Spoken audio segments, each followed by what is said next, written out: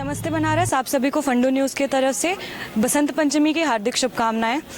तो मैं reporter Avantika Singh, cameraman Neeraj Tiwari के साथ आज यहाँ महात्मा गांधी काशी विद्यापीठ परिसर में आयोजित बसंत पंचमी के पंडाल को कवर करने आई हूँ। तो जैसा कि हम सभी जानते हैं, बसंत पंचमी माँ सरस्वती का त्यौहार है, जिन्हें कि साक्षात विद्या का प्रतीक माना जाता है। आइए बात करते हैं हम यहाँ उपस्थित आशुतोष तिवारी जी से, जानते हैं उनका ये आयोजन जो है वो कैसा रहा और उनका ये एक्सपीरियंस हमारे साथ में शेयर करते हैं। सबसे पहले तो बसंत पंचमी की सबको हार्दिक शुभकामनाएं देता हूं। ये आयोजन आचार्य नरेंद्र छात्रावास के द्वारा प्रत्येक वर्ष किया जाता है। आज इसी के उपलक्ष्य में सरस्वती पूजा का आयोजन हम लोग ने किया था। बसंत पंचमी का बहुत सारे, अगर देखा जाए आध्यात्मिक रूप से देखा जाए बसंत पंचमी का, तो आज के दिन माँ सरस्वती का जन्म होता है।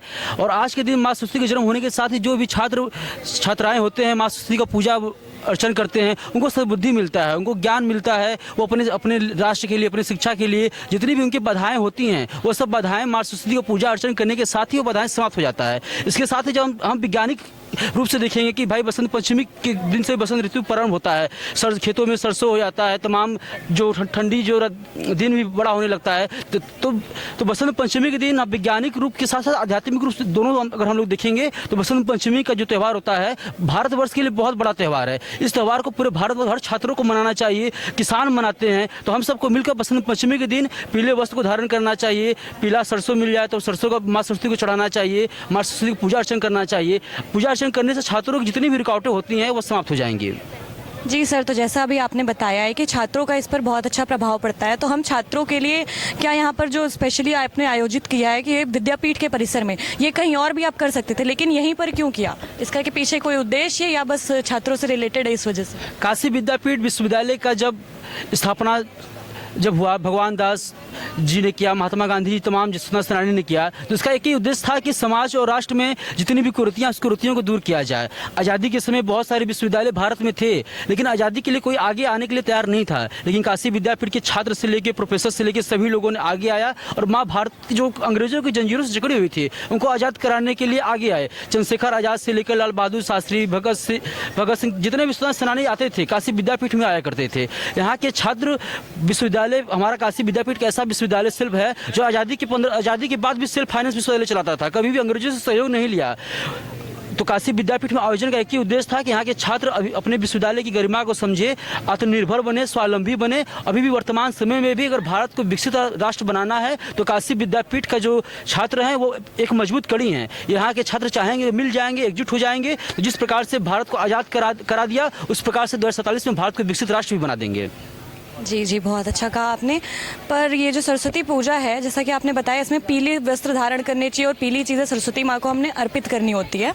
तो ये पीले वस्त्र से सरस्वती माँ को क्या प्रतीक है? आप क्या बोलेंगे, पीला वस्त्र ही हमेशा सरस्वती माँ को क्यों हम प्रदान करते हैं, या हमेशा पीला वस्त्र ही क्यों धारण करते हैं? पीले पेड़े का प्रसाद हम लगाते हैं, तो हर चीज़ें पीली ही क्यों अर्पित की जाती है सरस्वती माँ को? बसंत पंचमी के बाद बसंत ऋतु आता है तो देखेंगे खेतों में सरसों हो जाता है, सरसों का भी कलर पीला होता है, इसलिए माँ पीला हो गया। बाकी पीला कलर जो होता है, अगर वैज्ञानिक रूप से भी देखा जाए तो डिप्रेशन, जो छात्रों को डिप्रेशन होता है, पीला वस्त्र पहनने से उनका डिप्रेशन कम हो जाता है, डिप्रेशन कम होता है। तो दोनों विशेष माध्यम है, क्योंकि हमारी संस्कृति में, हमारी परंपरा में, भारतीय हिंदू धर्म में देखा जाएगा तो जितने भी अगर आध्यात्मिक चीज है तो उसका कहीं ना कहीं साइंस उसका जुड़ा लगा रहता है। तो हम अध्यात्म प्लस साइंस दोनों हमारी संस्कृति साथ लेकर चलता है, इसलिए पीला वस्त्र धारण किया जाता है। जी सर, तो ये पीले वस्त्र या पीली चीज़ों के अलावा भी और ऐसी कौन सी परंपरागत चीज़ें हैं जो कि हम माँ सरस्वती को अर्पित करते हैं आज के दिन? माँ सरस्वती को बच्चे वहाँ पे अपना जो छात्र होते हैं कापी अर्पित करते हैं, कलम अर्पित करते हैं। इसके साथ ही तमाम प्रकार की मिठाइयाँ, पेड़ा अधिक से अधिक माँ सरस्वती को कहा जाए उनका प्रिय है। तो तमाम प्रकार की चीज़ें होती हैं। बस मेन उद्देश्य होता है कि भाई छात्र माँ सरस्वती को जो चीज़ चढ़ावा कर रहे हैं, पेन चढ़ा रहे हैं, तो इसके साथ साथ अपनी शिक्षा पर विशेष ध्यान दें। आज पूरे विश्व में देखा जाए तो छोटा सा जापान देश है, अमेरिका है, उनका शिक्षा स्तर जो है वहाँ पर भारत से कहीं ना कहीं ज़्यादा है।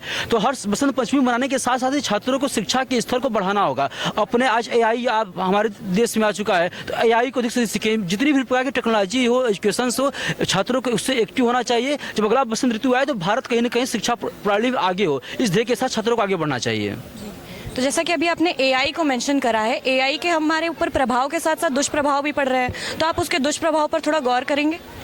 जब टेक्नोलॉजी बढ़ती है तो प्रभाव और हानि और लाभ दोनों होता है। बाइक बना है, बाइक से लोग चलते हैं, लेकिन बाइक अगर तीव्र गति से चलाते हैं तो दुर्घटना हो जाती है। उसी प्रकार से एआई की हानि है, लेकिन एआई से बहुत सारे लाभ भी हैं। एआई के लिए शिक्षा के लिए भारत सरकार ने जो बजट पेश किया 500 करोड़ रुपया बस एआई के लिए दिया कि भाई एआई की पढ़ाई की जाएगी। तो एआई आ जाने से छात्रों को आसानी होगा, किसी भी प्रकार के सेना के जवानों को आसानी होगा। तो हम अपनी टेक्नोलॉजी को और इम्प्रूव करेंगे। जब टेक्नोलॉजी इम्प्रूव होगी तो भारत कहीं ना कहीं सशक्त होगा, मजबूत होगा, स्वावलंबी होगा, आत्मनिर्भर होगा, तब जाके कहीं ना कहीं भारत विकसित हो पाएगा।